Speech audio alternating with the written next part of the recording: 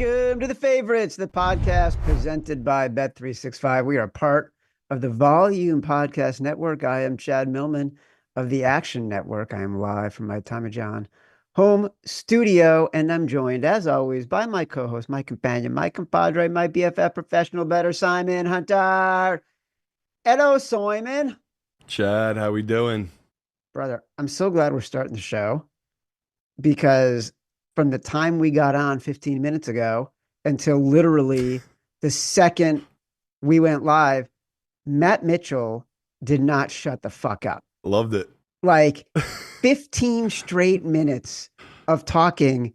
It was like listening to my mother-in-law on hyperspeed who can cover 1,000 different topics in the span of 15 minutes without anyone even responding, making eye contact, looking up, asking a question.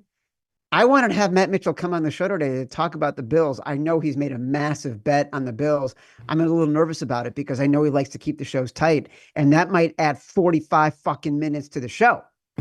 So we'll have to see how we're feeling when we get to the Chiefs-Bills game to see if we want to add Matt Mitchell and his nonsense on the show today. Today is our conference championship weekend best bets episode. As we did last week, we will not only be reviewing the sides for this weekend's games, we are adding any other bets we like as well.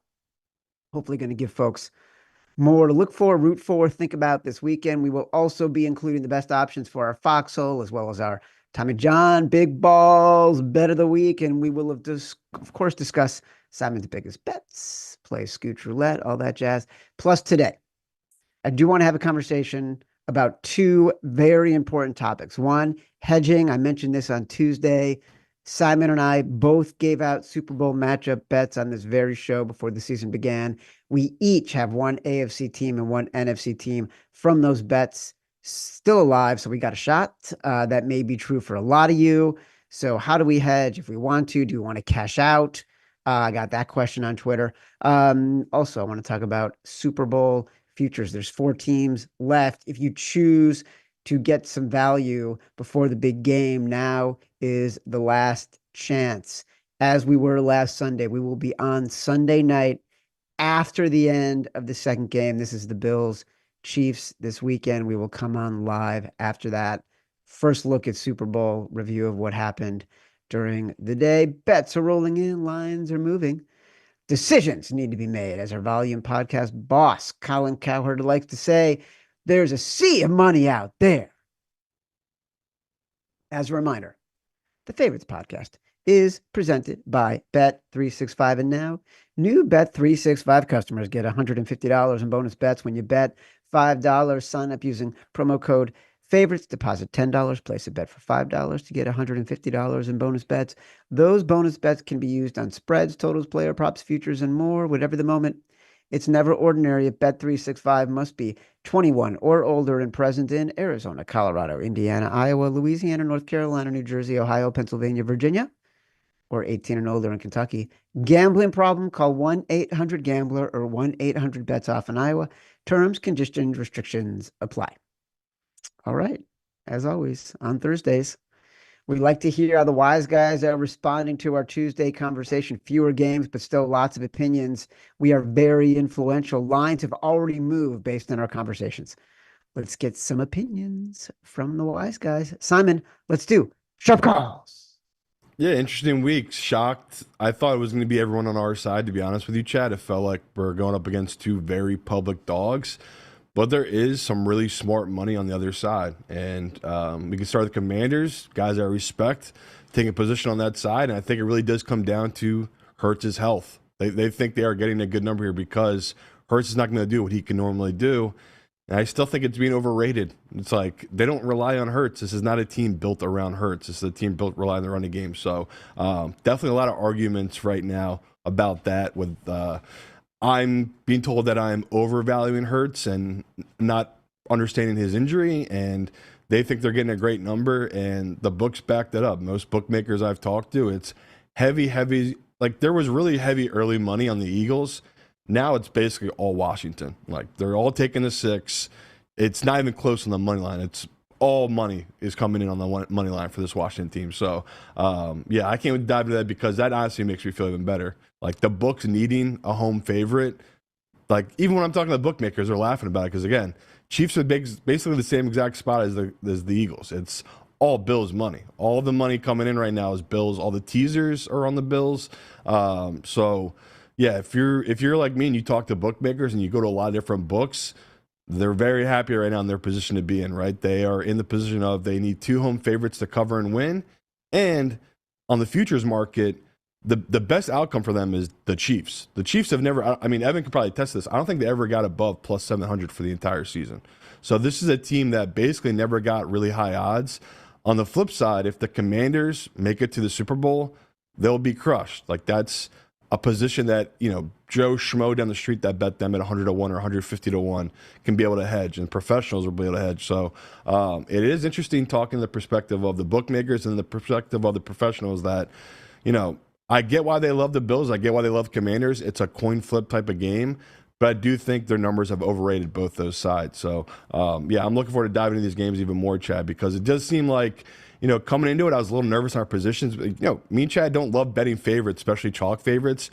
Not chalk favorites in this spot. We are definitely taking, shockingly, the underdog kind of favorites in this spot of everyone's backing the dogs on the road. And we are actually the ones going off trail here and taking their home favorites, which is pretty shocking position to be in. All right, I love it. That is a great tee up for what we're going to talk about because it's Washington at Philadelphia. The number at Bet365 is -6. The total is 47.5. I have seen this at 6.5 in some spots, but guess what? Right off the bat, our big balls bet of the week presented by Tommy John. If you've got the balls, Tommy John has the support. Great game. Start with great underwear. Tommy John makes the greatest. Man, number is 6. Like I said, it's headed to 6.5. Already there in some spots. I do want to give you one funny story as a Philly native. You can appreciate this. So my younger son, my 18-year-old, has discovered It's Always Sunny. And he's been watching it constantly lately. And if I'm in the same room with him at the same time, and like he's just watching it, I end up sitting down and watching a few episodes. And like he's in the beginning, he's only in season 2, right? So it's going back 18, 19 years. And the episode that came on yesterday that I watched with him, the gang gets invincible. I don't know if you remember this episode, Of course. but this is the episode where Mac and Dennis and Dee try out for the Eagles because it's right when the movie Invincible came out, and everybody in Philly, every fucking Philly scumbag decided they're Vince Papale and they can go try out for the Eagles and they're going to make the Eagles. So on the show, they have a tryout that is inspired by Vince Papale making it. And they say, we got to do it because the New Kids on the Block movie about the guy making the team, because Mark Wahlberg or whatever. And so I'm watching it. And in the middle of it, I don't say anything about it. In the middle of it, my kid says to me, didn't you like do something about some dude who tried out for the Eagles? I'm like, yeah, I wrote the book, Invincible. It's on a shelf 10 feet from where you're sitting right now.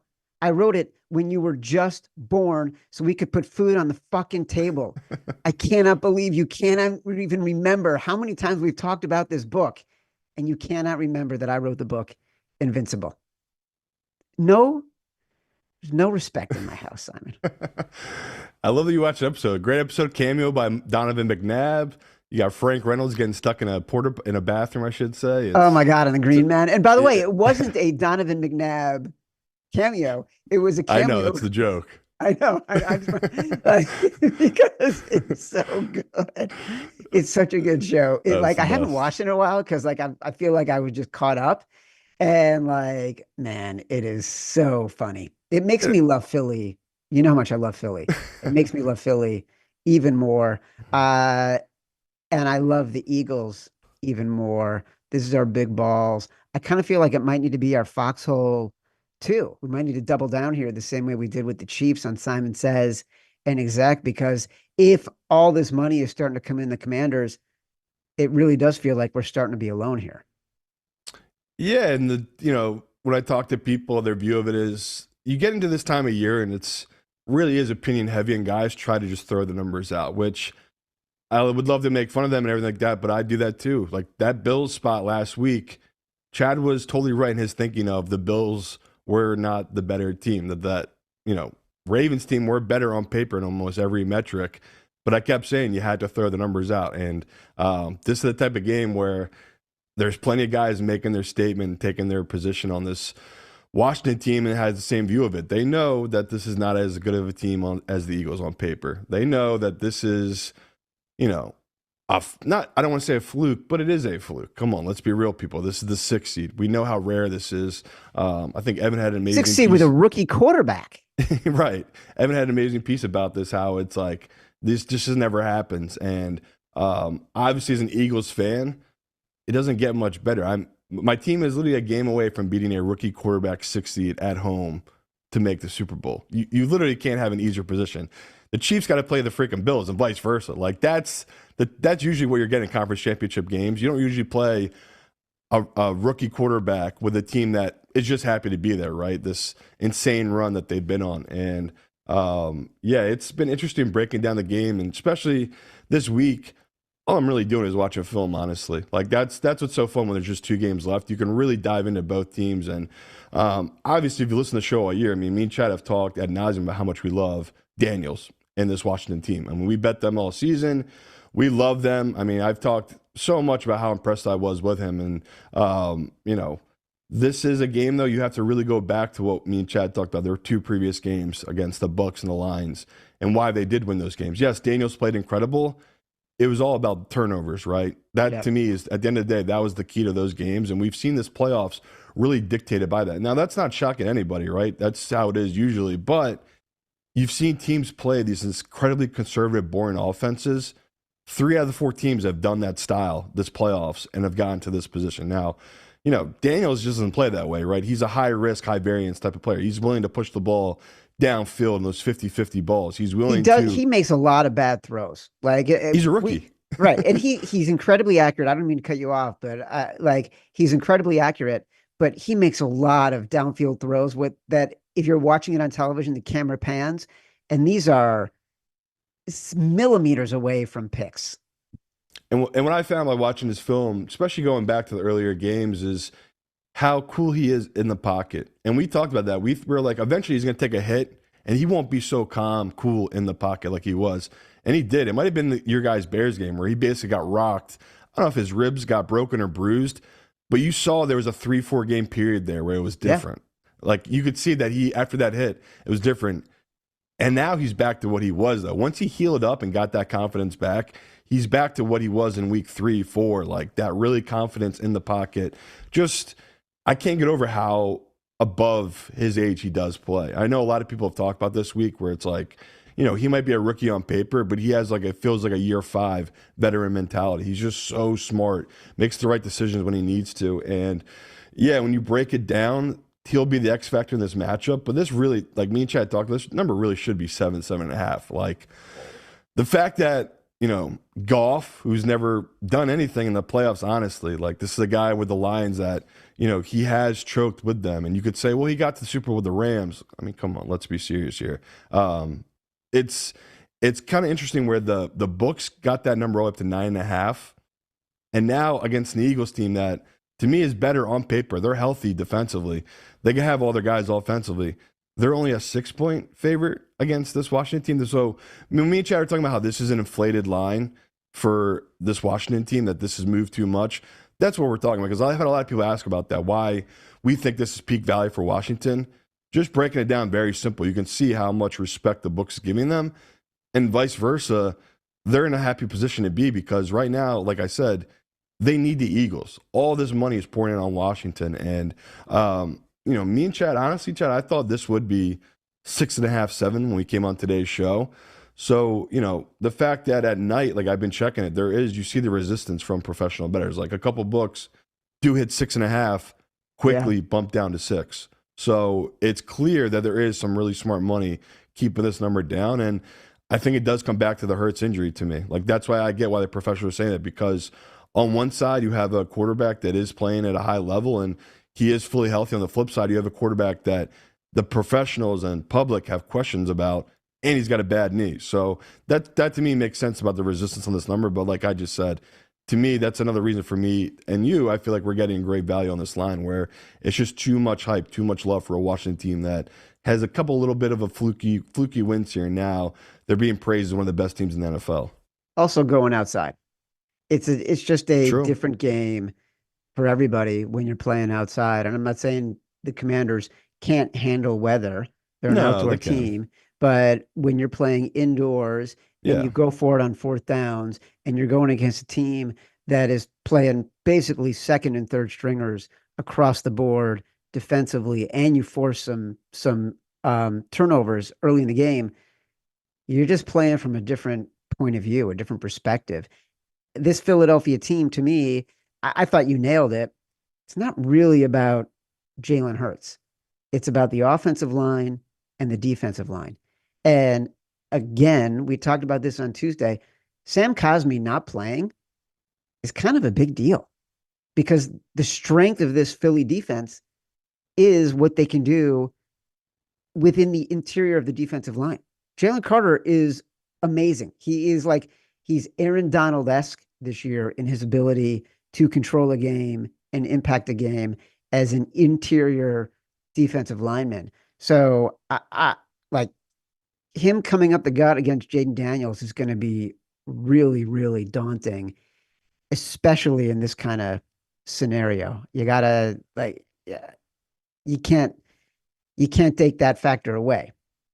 And we also talked about the Eagles have not played their game yet. Like, they have not played a sound, perfect game like we were used to when they were rolling midseason. On the flip side, Washington's coming off, in my opinion, their best game of the season. Like, going back and watching Yes. that game, every little thing they did kind of broke their way. The only really dumb mistake they made was that weird Mariota trying to pitch the ball back. And Yeah.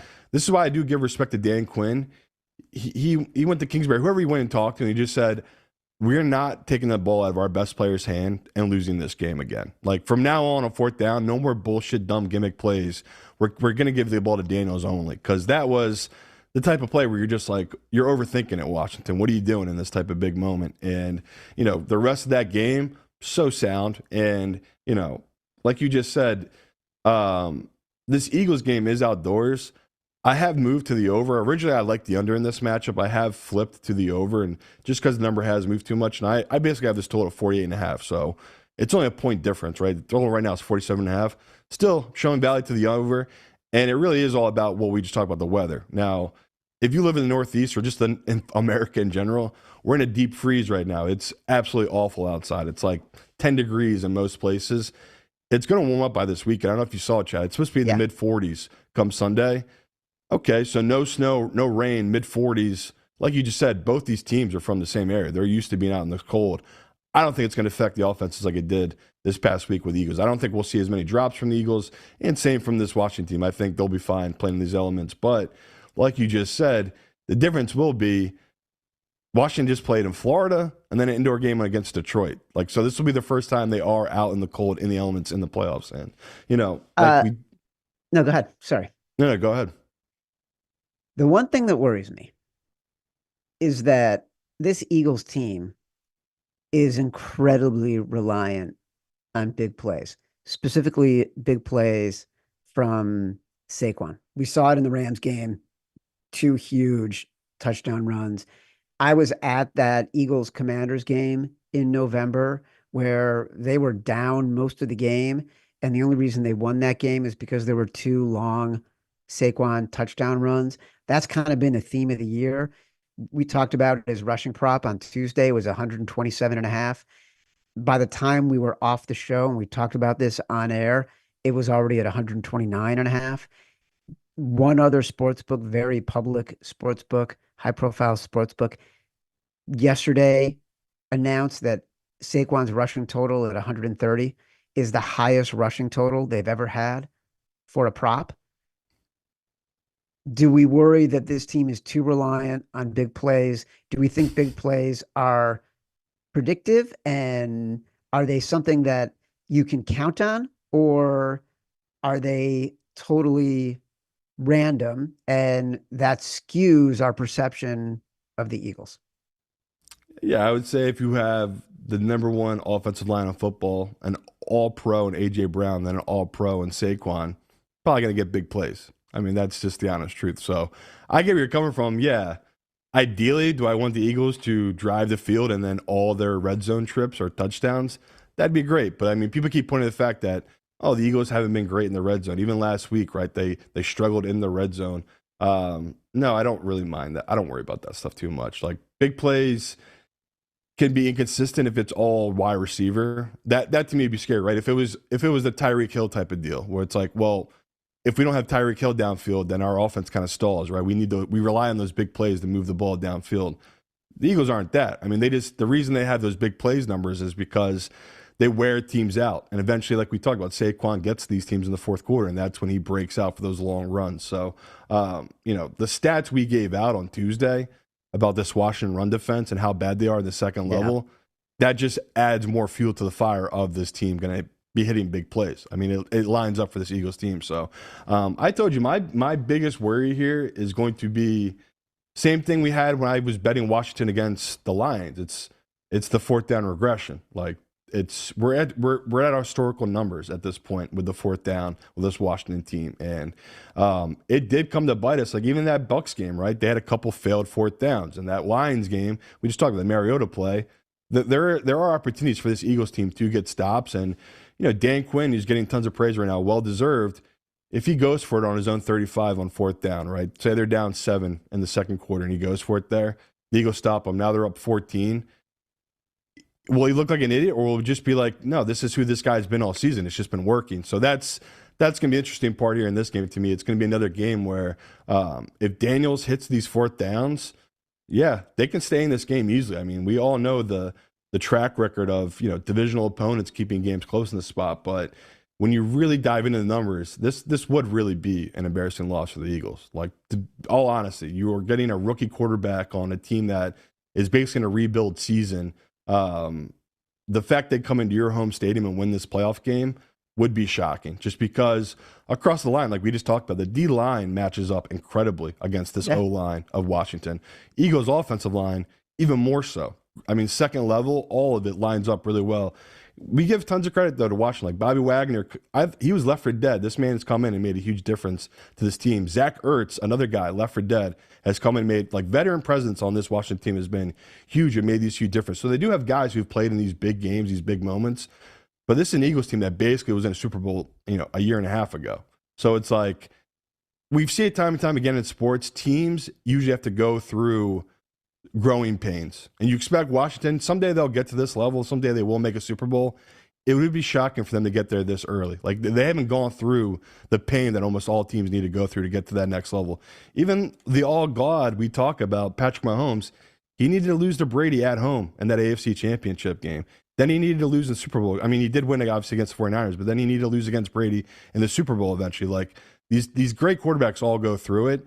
We think Jane Daniels will eventually be one of these greats, but he has not gone through any pain yet, right? It's all been good. That's why you watch TV. Everyone's just loving this team, hyping him up, making him a top 5 quarterback in this league. I mean, I still can't get over it, Chad. They're 16-1 next year in Super Bowl futures, this Commanders team. So it's all peaking right now. They're the darling of the NFL. They beat the 1 seed, a team that, people thought were unbeatable. And on the flip side, this Eagles team, people have not believed them all the way. I mean, you can go through it. People picked the Rams to upset them just last week. Like, that was a big bet by a lot of people. And, when you really dive into it, the Eagles probably should have won against Green Bay by double digits. Should have beat last week by double digits, right? They just didn't think that things break their way. So it's a unique opportunity to have a team like the Eagles be underrated, even though they've been one of the top 3, top 4 best teams in football all season. So it is a unique position. Like me and Chad talked about, it feels too easy. That's my fear here, Chad, where it's like, right now I'm able to get, in a teaser, I can get them down just to win this game. And I'm just shocked this has stayed under 7.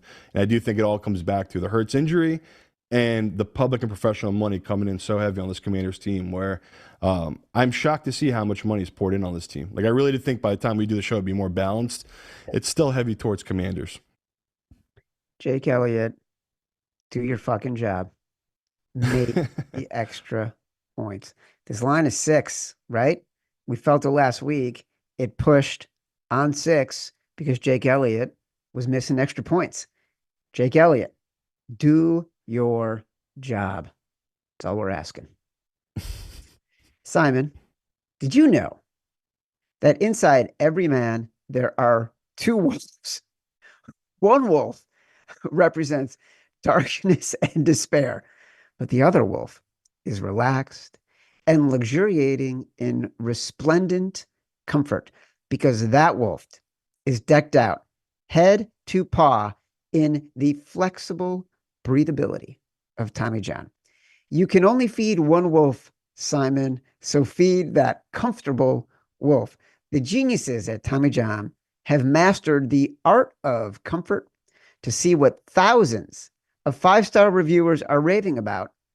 Howl with comfort at a wardrobe filled with Tommy John. Simon, why will you be wearing more Tommy John in 2025? Because comfort is king. Woohoo! That's my wolf. Howl. Right now, you can shop TommyJohn.com/favorites and get 25% off your first order. Save 25% at TommyJohn.com/favorites. That's TommyJohn.com/favorites. I went off script on Matt's read there. I hope he's okay with it. What did you think of my howl? I don't know what you're going for there. That was definitely not a wolf howl, though. All right, Buffalo, Kansas City. Kansas City -1.5. The total's 47.5. This was Simon Says. The Chiefs on the money line is our exec decision. It's taken a minute to get some traction. It's moving to 2 in some spots. We'll have Matt Mitchell come on if he can promise to, keep it tight. We're trying to keep the podcast less than 4 hours today. Because he came on before the show. I think this is why he's a little hot today, because he said he bet an inordinate amount of money, an obscene amount of money on the Buffalo Bills. We obviously are both on the Chiefs here.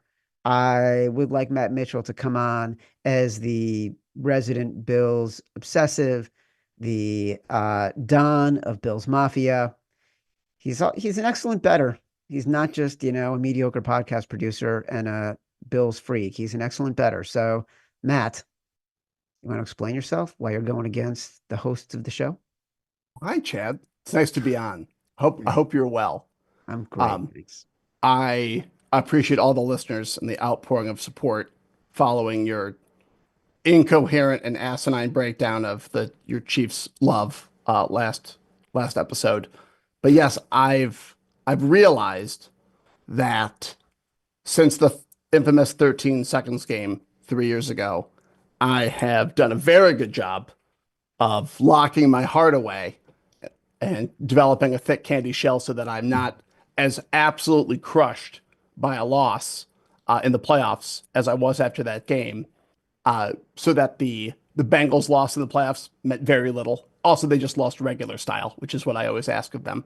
But even last week, I felt more relief than joy in a victory that was very hard fought and one that I was consumed with dread leading up to it.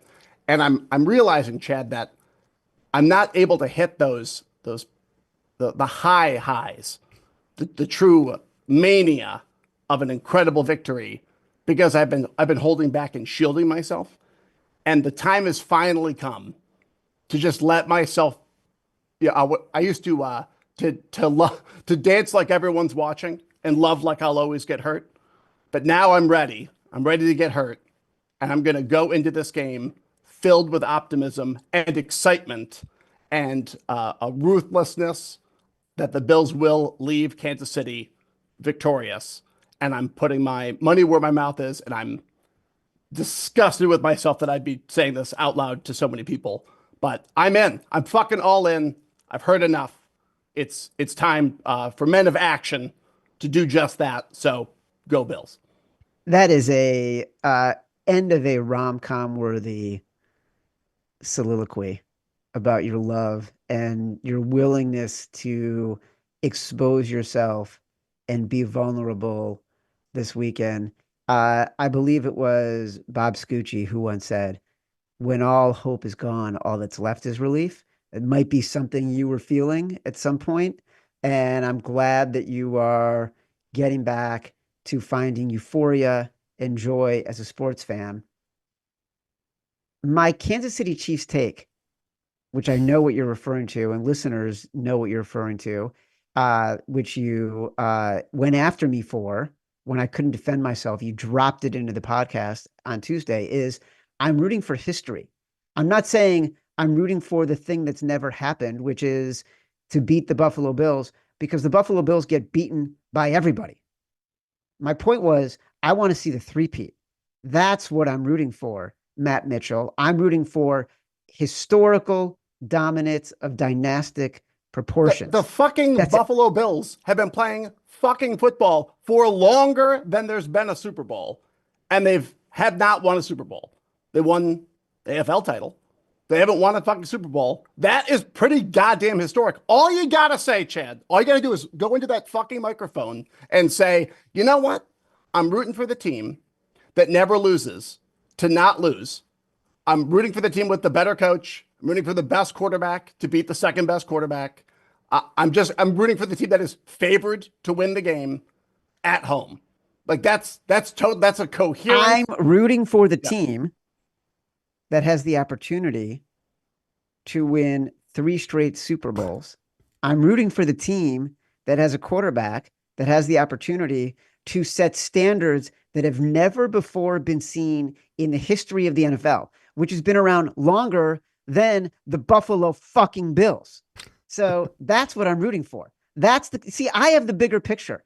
I think much bigger than you do, Matt. I'm not thinking myopically. I'm not thinking, oh, how does this all impact the tiny, cute little Paris of Western New York franchise Buffalo Bills? I'm thinking, how does this impact all of fandom? How does this impact sports history? Where does this put Patrick Mahomes in the legendary status of the greatest athletes and achievers who have ever lived? I'm not thinking, oh, does the team that always wins, are they going to win? That's not how I'm thinking about it.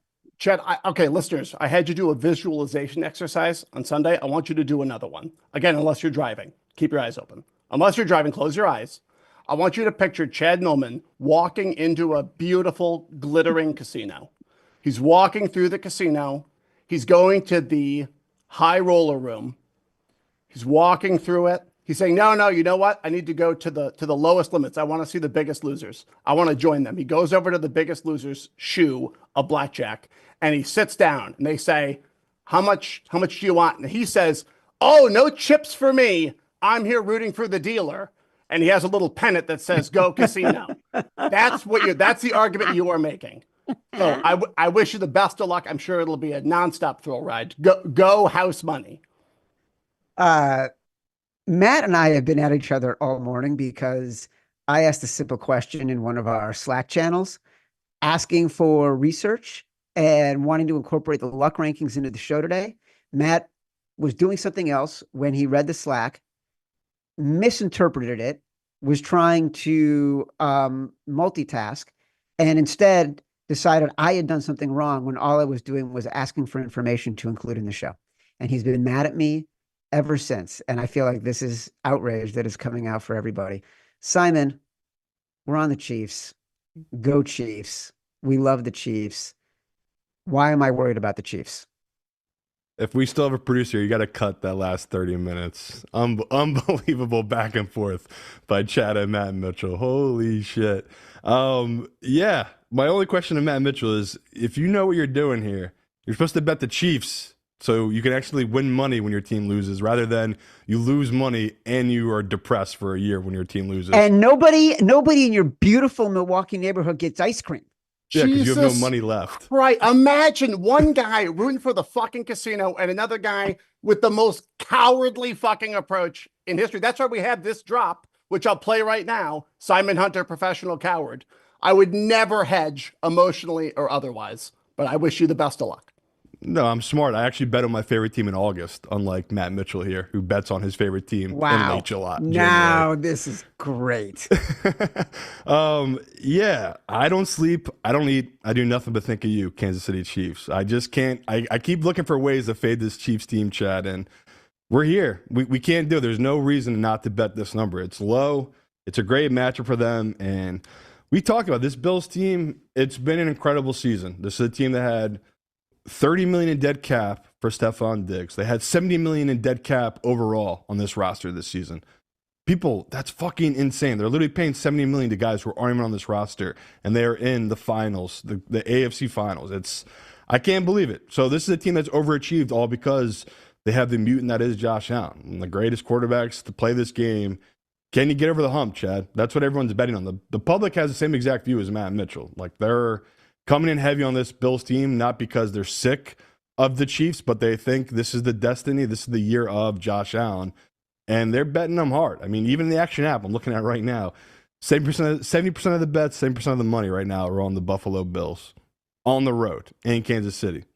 This is a team that was perfect at home, but they struggled on the road this season. And the struggle on the road was their defense. It wasn't, once again, it wasn't Josh Allen, was the defense. So, yeah, it's interesting that people are so confidently betting a bad number on this Bills team where it's like, this should be 2.5, 3. They're happy to line up and take a bad number at 1.5 or 2. So, yeah, like I said, bookmakers are happy. I'm extremely happy. It's a rare position to be in, Chad. We're basically on a Chiefs team that the public is doubting. And it's the exact scenario that happened last year. The Chiefs, people forget, were a 5 or 4-point dog at the Ravens last year.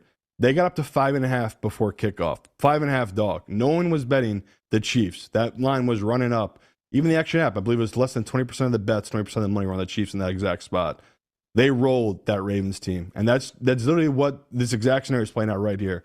People are doubting, not believing this Chiefs team, betting the other side. And yeah, you can wave your hands and try to act like no one believes in us if you're the Bills.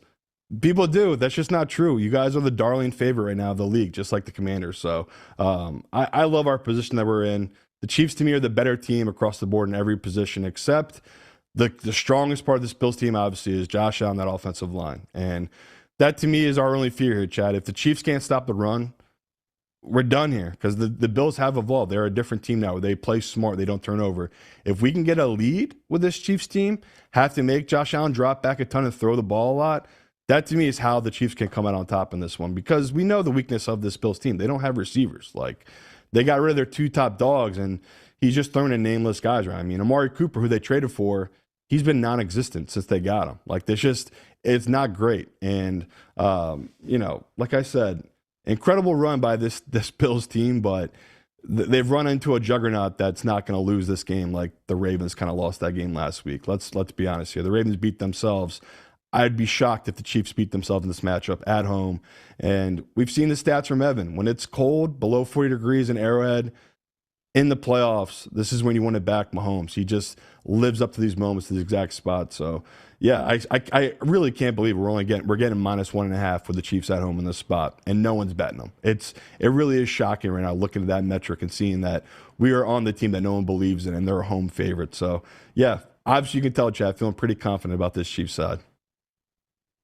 There is a better, according to Patrick Everson, who placed a $1.3 million bet on the Chiefs to win the game.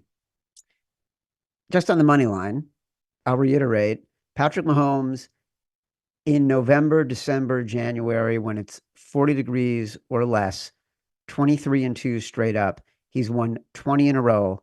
His last loss was to Tom Brady in 2019.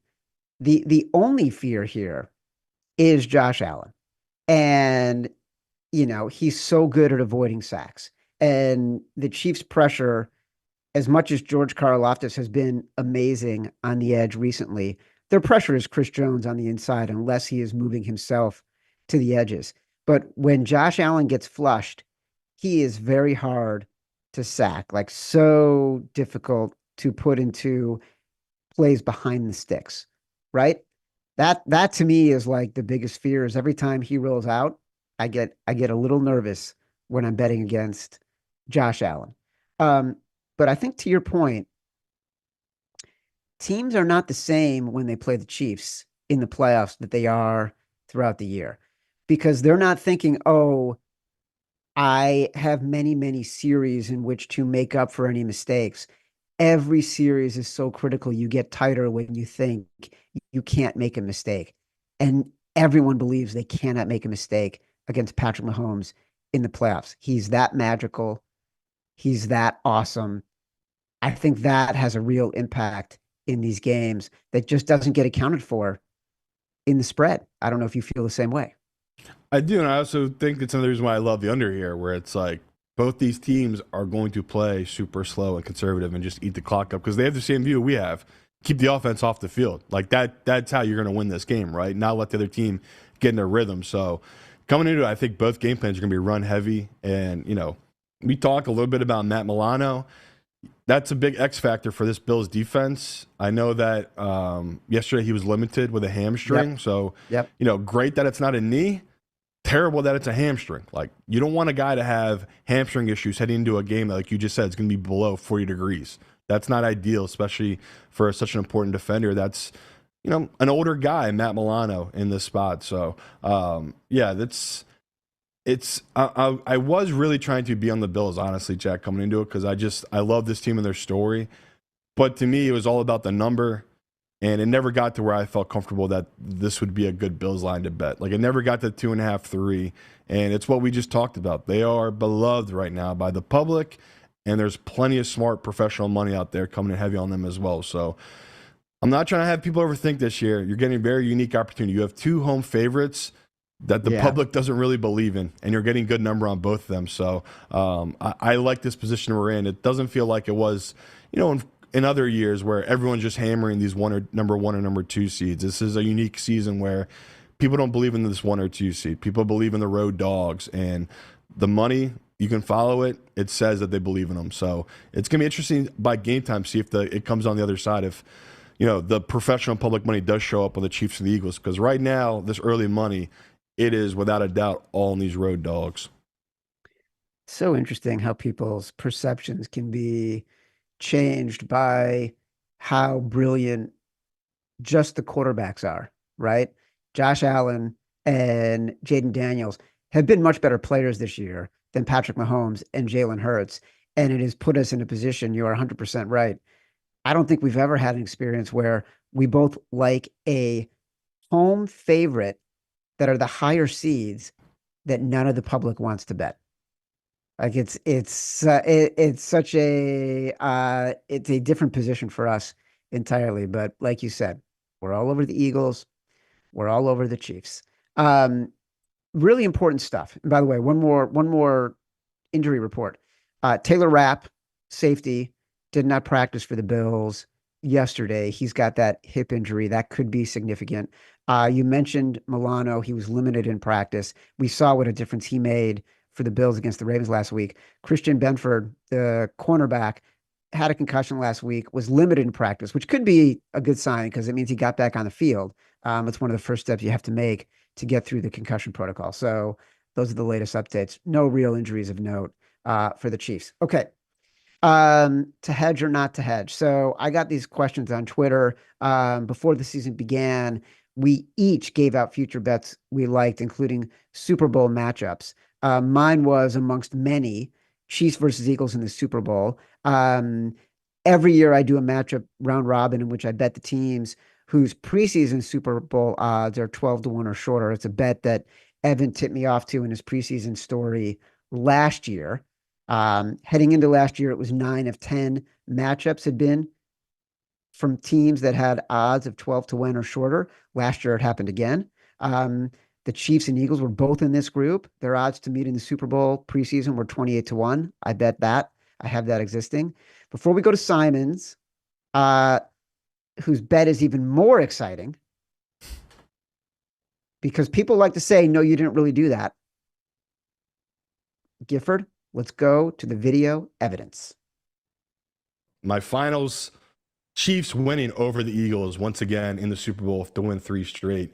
And you can get that right now at 55-1 on Bet365. Chiefs beating the Eagles in the Super Bowl. I just think it's there. They're both going to be the 1 seeds. If they're both at home, like if the Lions got to come to Philadelphia in mid-January, if Purdy has to come to Philadelphia in mid-January, I just think the Eagles should win that game. The only hesitation I just talked about is the Rams. Like, I think of all the guys that wouldn't be fazed about that kind of environment is Stafford. But yeah, I have the Eagles winning it. Then versus the Chiefs winning the Eagles in the Super Bowl. It's just, Chad knows I love betting on history. I want to be part of history. It's one of my favorite things. And this is the team to do it. Like, it's just, the Super Bowl team always gets a little weaker. I mean, we're seeing it right now with the 49ers. Look at all that drama they're having to deal with. Yeah. The Chiefs just aren't that team, and they don't lose any coordinators. Like, it's just all there. So the boring bet, I know, but Chiefs winning the Super Bowl, that's where I'm going, Chad.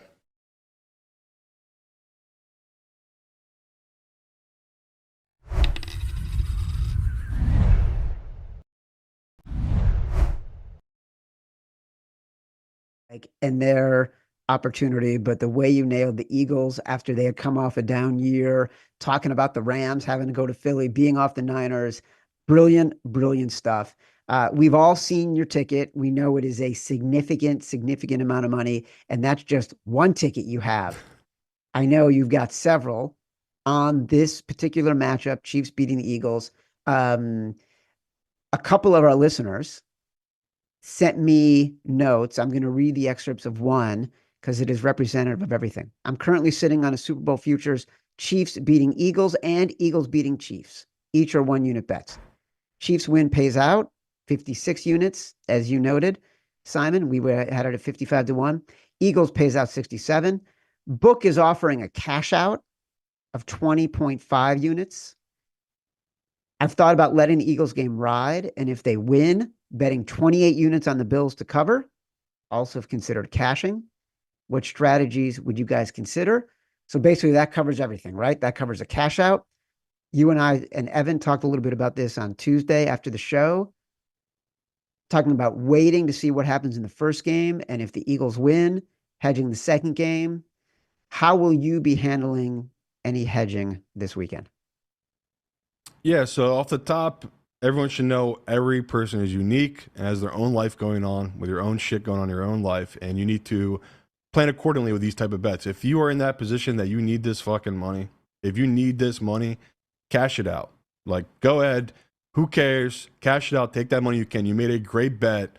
That the books are begging you to take their money because they are terrified that you're going to hit this bet and they don't want to pay it out. So if you do need the money, cash it out. If you're building a bankroll and you don't have any money to hedge it, you're in that type of spot, cash it out. There's nothing wrong with that. Now, someone like me, there is no reason to cash out. Like, I'm, of course, going to let this ride. And it's from the perspective of it's a bet I trusted, and it basically came all to exactly what I predicted. These two teams would be at home in this position to win. The math is telling you this is a good spot to be in. And I'm in a unique spot where I really only bet on these two teams for Super Bowl futures. Like, I think I had 2 different bets on the Rams from when I thought it was really stupid, but I basically thought they were open up cap space to have a big signing. They were actually paying out Aaron Donald to retire. So that was a futures bet I did make on the Rams. But other than that, my 2 heaviest bets were what people just heard in the clip, were basically the Chiefs and the Eagles. And now I'm in a spot where, could I hedge on the Commanders? Yes. I think Commanders right now are plus 700 to make the Super Bowl. But I wouldn't do that, especially if you're anyone else out there. This is not the spot to hedge. I think this guy talking about hedging the next game, that's the spot. Like, if you want to take a position to hedge out, do that on the Bills. You can either do it on their Super Bowl future. You can either do it taking their number. You could, I mean, if you're feeling really ballsy, throw them in a 7.5, up to 7.5. Put them with the Eagles. Take the Eagles down to a pick because, again, it's historical if the Eagles don't win in this spot. It's a really good spot to be playing a rookie at home. So there's a bunch of different ways you can approach it. I honestly think if you're able to, people, I'd let it ride. Like, you made a great bet. That's why the books are trying to give you a cash out. Like, I'd never cash out because if the books are offering you a cash out, one, they're going to give you a bad price. They're not going to pay you out what they should be paying you. And it also just shows that they're terrified because they don't want to cash out people. Like, that is not the business they're in. They're in the business of taking your money. So the fact they're even giving you that big of an option shows how terrified they are. So yeah, I would pat myself on the back. People out there, if you had the balls to take it in August at 55-1 or 50-1, and I'd let it ride. But if you want to take a position hedge out of it, I wouldn't do on the Eagles game. I would do on the Bills game because to me, that's the game that's truly a coin flip, that Bills game. Like, none of us will be shocked Sunday night if the Bills pull off that upset, but I would be shocked if the Commanders pulled it off. So to me, that's where the value is right now if you're trying to hedge it. And obviously, if you get to the Super Bowl, even easier to take a position. You just basically will put half the money on the Eagles because they will be an underdog. I don't know if this is true, but from my lines, I do have the Eagles as an underdog to the Chiefs or the Bills.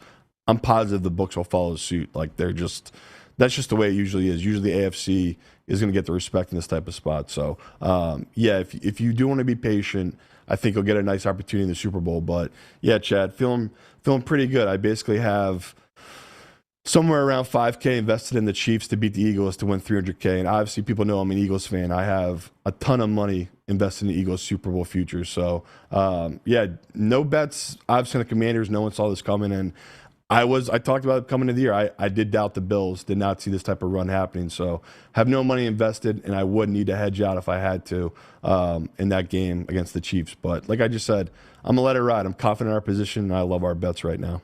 So if you want to hedge in that second game, if you've got the Eagles and the Eagles make it, and you want to hedge on the Bills in that second game in a matchup because you have the Chiefs against the Eagles in the Super Bowl. Evan is also really good at this stuff, so maybe when we bring him in a second, I'm going to ask him his opinion too. What's your normal hedging strategy? Do you bet half a unit on the team so you can recover, half of the winnings that you would have otherwise had? Even if you bet half a unit, you're still going to be way ahead on whatever you put in for the futures. Most people aren't putting in a full unit when they're betting on huge futures at long odds. So what would you, as an amount, tend to bet if you were to hedge in this second game? Once again, it's tough because it's about your confidence level. I mean, you have a 55-1 ticket, so I would view it as at minimum 5 to 8 units on the Bills. Like, you want to make some good money here, and even if that doesn't hit, you still leave yourself a huge ticket for that Super Bowl future. So it all depends on your position. Like I said, if you do just want to recoup your losses, you could do what Chad just talked about. You could just put one unit on it, like play it safe because you are confident, but you want to make sure you at least get that money back that you invested way back in August. But to me, I'm all about turning profits. So at minimum, I would say 2 to 3 units on the Bills because you want to make some money, which is a great play. It's like you deserve that reward. You deserve to get a nice kickback for that. And that's what I'm saying with people that don't have that type of money put down or they're not confident in it. Hit that cash out button. Like, you're getting paid out a nice penny here for a bet you made. So there's just so many ways you can attack it. But yeah, for me personally, I want to get some money back that I made good bet on. So I would definitely go 3 to 4 or 5 units on it, just so I can get a nice hit with even if I do lose that bet. And like we've done before, you can find a middle. That's why, it sucks that it's dropped back down from 2. But if this got up to 2.5, 3.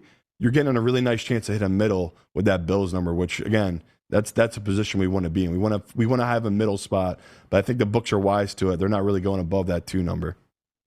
Super Bowl futures, Eagles plus 175, Chiefs plus 220, Bills plus 230, Commanders plus 750.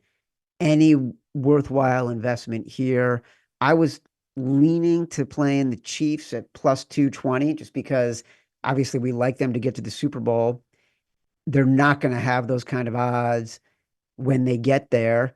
I probably like them to win the Super Bowl. So I feel like I'm getting the best number on the Chiefs that I'm going to get over the next 2.5 weeks. Yeah. So basically the way to go about this is if you have no futures, if you're just looking for an opinion on who we think is going to win the Super Bowl, I think me and Chad are both in agreement.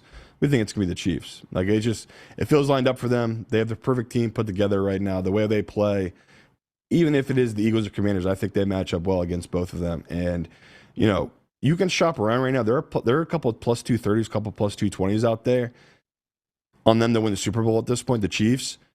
That's basically you getting a line, their money line, as if they were a 4.5 point dog. So that to me is great value on the Bills and the Chiefs. Like if you like the AFC side, you're getting great value because I just told you my model has the Eagles as the dog against the Bills and the Chiefs. So in my view of it, if you're trying to play that type of number, 2-1 on the Chiefs or the Bills against the Eagles, that's really, really nice future to get. So that's one way to play it. But like I said, I'm already heavy invested, so I'm not doing anything. But in my opinion, I think there's still value on this Chiefs team. Like, you're getting them as if they're a 4.5 dog against the Eagles, where we know they're most likely going to be a favorite. So to me, that's where my eyes go. Where I saw that number, I was like, oh my God, it's above 200. And again, it's just because the Bills and the Chiefs are playing each other. But still, that's tremendous value against an Eagles team that, we all know they're just the favorite just because it's more likely they get there, not because they're better than the Bills or the Chiefs. So that to me is a horrible number to bet if you're taking the Eagles. The way to go is either take the Chiefs or the Bills. Excellent, excellent questions from our users and breakdown. Want to make extra money daily from your sports betting? Simon knows I'm always trying to find ways to take sports betting to the next level. That's why I'm excited to tell you about Edgeboost, the financial platform that pays you cash back to wager. Edgeboost is an online bank account that pays you for every deposit with the Edgeboost Visa debit card. You receive up to 0.5% cash back on all your sportsbook, daily fantasy site, and casino transactions. That's free money back in your pocket for doing what you're already doing. It's a no-brainer. Plus, your Edge Boost debit card starts with a $250,000 daily limit and will never be declined for gambling activity. They've got built-in tools to help you stay responsible, and there are absolutely no hidden fees or minimum required balances. So stop leaving money on the table. Visit Edgeboost.bet today to learn more and sign up. That's Edgeboost.bet. All right. I know the answer to this. Simon's biggest bets. Chiefs, Chiefs, Chiefs, Eagles, Eagles, Eagles. Am I right? Yeah, and I love the totals too. On the Eagles over, on the Chiefs under. I believe Chiefs under is still 47.5. Yeah. Still like the value there. Still would take that under. And the Eagles over, I could see it moving as they get closer to the game. Right now it's still 47.5. I could easily see that get up to 48.5, which that's where I got it. I model that. I think there's still value on the over. And, my view of it is what me and Chad kind of talked about there, where, Eagles are a big play offense, and there's a high variance right now on this Commanders team, them going for a fourth down. And I just don't see many threes being kicked in this game. Even the Eagles don't really trust their kicker right now. So it feels like Washington Eagles easily could turn into a shootout. And that Chiefs-Bills game, both sides want it to be boring, want to take long, slow drives. And it's basically bumped up just because of the names, right? It's Mahomes versus Allen. We're getting probably 2 to 3 free points because people are still living in 2022, 2021. Like, these are not those same teams. And it's not winning football. We've seen that. The NFL has shifted now where it's the three, I mean, you can even say Commanders, like the 4 best teams left, all go for the most and most successfully on fourth down, and they all have good, strong run games. So we've definitely seen a shift, Chad, in the NFL, and that plays into this Chiefs-Bills game. I like that under there. So, yeah, both favorites, and then an over and an under. Pretty simple. Scooch Roulette, last week you had Buffalo, I had Baltimore. I feel like we're going to end up on the same teams this week. Nah, you can go first. You pick, I'll go a different team. Well, I want the Chiefs. Yeah, I'll go Eagles then. All right. All right, before we get out of here, let's welcome in our director. You're so magnanimous. You're feeling so good this week. You're unlike Matt Mitchell, who's like, says he's free and happy and, just joy. I've never seen him more unhinged. Dancing like no one's watching. And yet we're seeing him come in 7 years of knowing him. Yeah. I've never seen him this unhinged. Before we get out of here, let's welcome in our director of research, Evan Abrams. Final word. Tell me something, Evan. Make me feel good. to be fair, for people who have known Matt Mitchell for as long as you and I have, I mean, this is the closest he's ever been to the promised land. Like, this is actually the closest. Like 13 seconds and the whole thing. Yeah, this is the Bills team that isn't turning it over. It's playing safe football. It's doing exactly what they need to do to get there. So I think he's unhinged because he's never been this nervous in his life. I'd like to see on Sunday night if they just lose regular, Correct. how he's feeling when we got to record the podcast. Yeah, He barely made it onto the show last Sunday.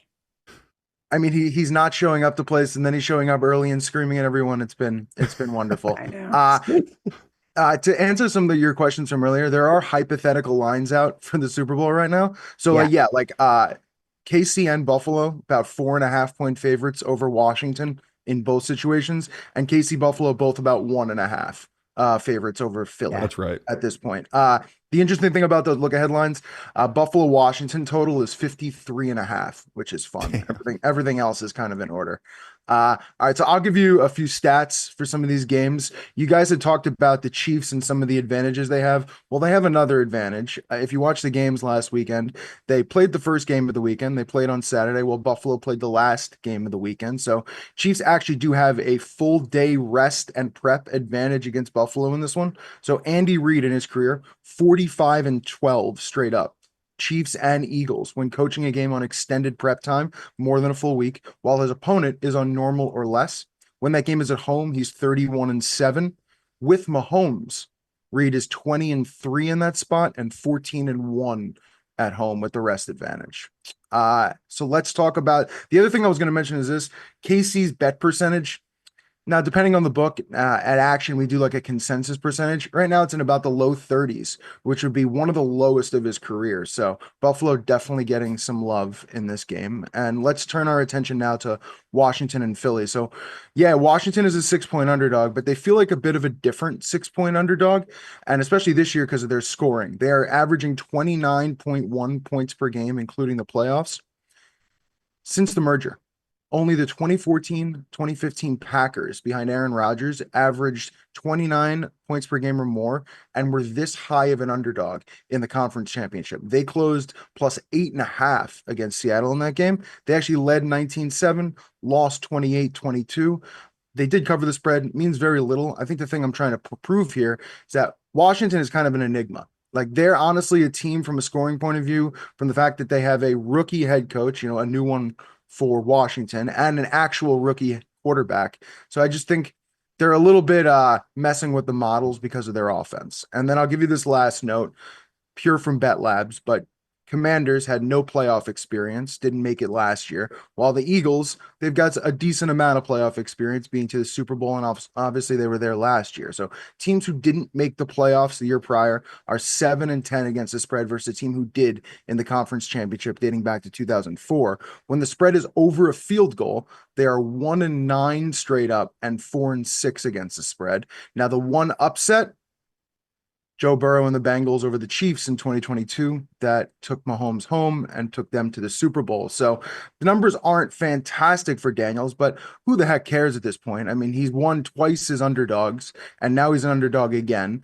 That's only happened once, where you've won all 3 games in the playoffs as an underdog to get to the Super Bowl, 2008 Giants. So we will see what type of history Washington makes on Sunday.